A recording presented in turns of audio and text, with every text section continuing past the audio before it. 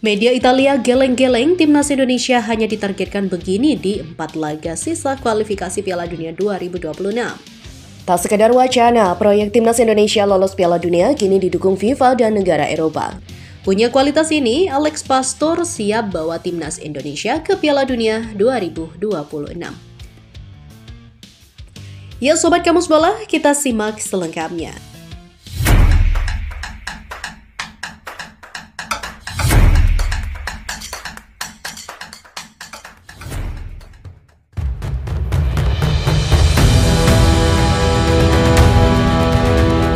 Media Italia bertanya-tanya soal timnas Indonesia hanya ditargetkan meraih 6 poin di 4 laga sisa kualifikasi Piala Dunia 2026. 4 laga timnas Indonesia sisa akan mulai dipimpin oleh Patrick Kluivert yang ditunjuk sebagai suksesor Sintayong. Patrick Kluivert akan didampingi oleh sejumlah asisten seperti Alex Pastor, Dani Lanzat hingga Gerald Van den Boek selama bertugas di skuad Garuda. Timnas Indonesia sendiri memiliki modal positif usai di laga terakhirnya menang atas Arab Saudi 2-0 di Stadion Utama Gelora Bung Karno pada 19 November 2024 lalu. Tambahan 3 poin itu membuat timnas Indonesia naik ke peringkat ketiga klasemen sementara grup C dengan koleksi 6 angka dari 6 laga. Hanya 2 tim teratas yang akan lolos langsung ke Piala Dunia 2026, sedangkan tim peringkat ketiga dan keempat masih bisa lanjut ke putaran keempat. Dalam 4 laga sisa, PSSI menargetkan timnas Indonesia minimal meraih 6 poin agar bisa lolos menjaga asa lolos ke Piala Dunia 2026.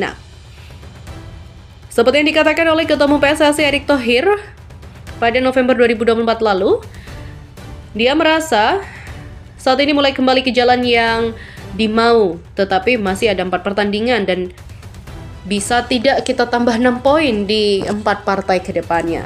PSSI yakin tambahan 6 poin itu bisa membuat timnas Indonesia minimal finish di 4 besar demi lolos ke putaran keempat. Menariknya, target dari PSSI itu membuat media Italia yakni Sportella.it bertanya-tanya mengapa Garuda tidak ditargetkan meraih lebih dari 6 poin. Media Italia itu heran mengapa Jaitzas dan kawan-kawan tidak ditargetkan finish sebagai 2 tim teratas saja agar lolos langsung ke Piala Dunia 2026. Padahal, jika timnas Indonesia finish di 2 besar akan lolos otomatis ke Piala Dunia 2026 yang digelar di Amerika Serikat, Kanada, dan juga Meksiko. Pertandingan Indonesia berikutnya adalah tandang Australia dan kandang Bahrain pada bulan Maret, kemudian kandang China dan tandang Jepang pada bulan Juni. Memenangkan 4 hingga 6 poin dalam 2 pertandingan kandang itu mungkin cukup untuk mengamankan setidaknya peringkat keempat yang berarti memperpanjang impian itu, kata media Italia. Namun pada titik ini mengapa tidak menargetkan untuk menjadi yang kedua atau runner up dan segera mendapatkan tiket langsung ke Amerika Serikat? Meskipun beberapa tahun terakhir telah memberikan pelajaran bagi Indonesia, sebenarnya hal itu bukanlah upaya untuk menahan ambisi mereka ke Piala Dunia. Dan kita beralih pada berita selanjutnya nih, Sobat Kamus Bola. Ketua Umum PSSI Erick Thohir kian memperkuat relasi dengan Presiden FIFA Gianni Infantino. Hubungan keduanya disebut sangat dekat sehingga memunculkan spekulasi Indonesia menjadi anak emas baru FIFA. Hasilnya, federasi tertinggi sepak bola dunia itu siap memberikan dukungan penuh bagi rencana timnas Indonesia menembus Piala Dunia 2026. Tidak berhenti di situ, kerjasama dengan federasi Eropa seperti KNVB Belanda juga mulai menampakkan hasil. Buktinya, arus pemain diaspora asal Belanda yang membela Garuda makin deras. Selain itu, beberapa pemain Indonesia kini merumput di klub Eropa, mencicipi iklim kompetitif tingkat tinggi. FIFA juga telah membuka kantor perwakilan di Jakarta dan berencana mendirikan pusat latihan berstandar internasional di IKN. Dukungan ini bukan sekedar simbolis, melainkan bukti komitmen Infantino terhadap kemajuan sepak bola di Indonesia. Di sisi lain, negara-negara Eropa seperti Jerman dan Inggris juga menyatakan minat untuk membantu pengembangan kompetisi Liga 1. Tujuannya adalah memastikan para talenta lokal memiliki wadah terbalik sebelum unjuk gigi di level internasional. Kolaborasi PSSI dan juga KNVB membuat suasana timnas Indonesia terasa kental dengan nuansa Eropa. Masuknya Patrick Kluivert, Alex Pastor, dan juga Dani Lanzat membawa sentuhan total football dengan yang diharapkan mampu mendongkrak kualitas pemain skuad Garuda.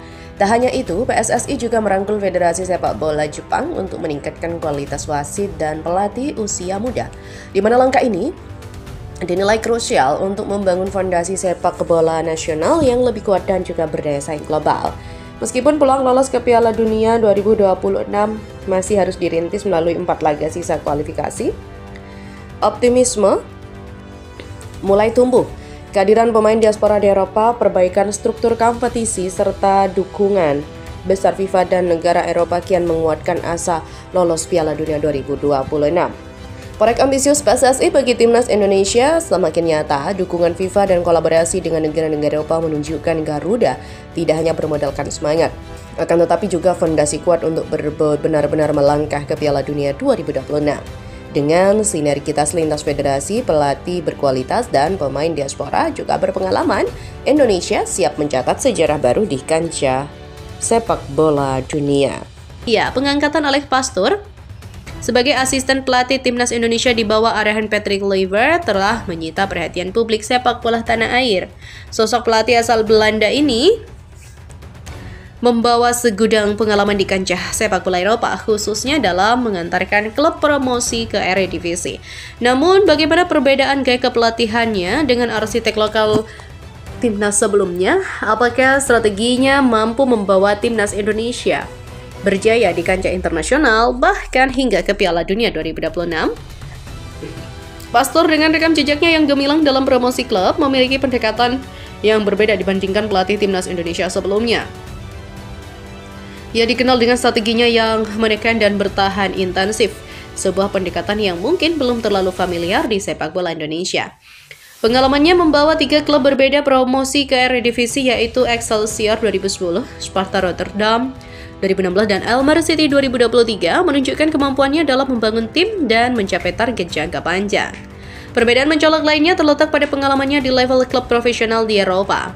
Berbeda dengan beberapa pelatih Timnas Indonesia sebelumnya yang mungkin lebih banyak berkutat di level domestik, Alex Pastoor telah malang melintang di berbagai klub Belanda dan bahkan di luar negeri, seperti di Republik Ceko dan juga Austria. Pengalaman internasional ini diyakini akan memberikan perspektif baru dan strategi yang lebih modern dalam melatih Timnas Indonesia.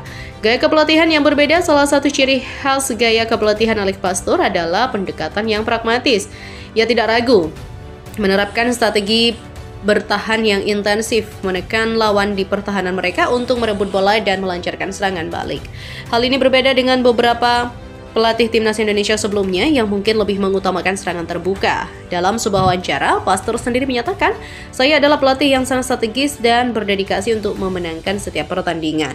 Meskipun dikenal sebagai strategi bertahan, Pastoor bukanlah pelatih yang anti serangan. Ia memahami pentingnya keseimbangan antara bertahan dan menyerang. Namun prioritas utamanya adalah menjaga soliditas pertahanan sebelum kemudian membangun serangan balik yang efektif. Hal ini merupakan pendekatan yang berbeda dari beberapa pelatih Timnas Indonesia sebelumnya yang cenderung lebih terbuka dan lebih banyak mengambil resiko dalam menyerang. Roller coaster hasil yang pernah dialami tim-tim asuhan juga menjadi catatan menarik. Pastoor pernah merasakan kemenangan telak 8-1 dan kekalahan besar 0-7.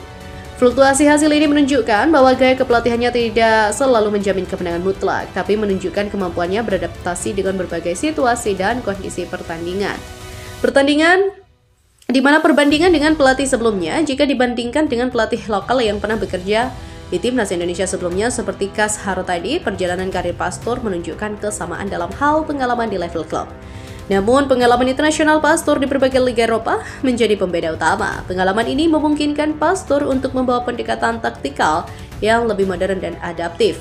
Pastoor juga berbeda dengan beberapa pelatih Timnas Indonesia sebelumnya yang mungkin lebih berfokus pada pengembangan pemain muda.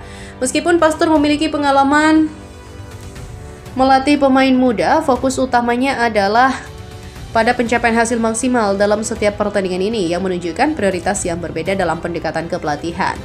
Di mana komentar dari mantan pemain Timnas Belanda, Marciano Vink, yang menilai Pastoor lebih cocok sebagai pelatih kepala ketimbang asisten, juga menjadi pertimbangan menarik. Vink menyarankan agar Pastoor menjadi pelatih kepala dengan Lanzat dan Kluivert sebagai asisten. Hal ini menunjukkan bahwa reputasi dan pengalaman Pastoor cukup mumpuni untuk memimpin Timnas.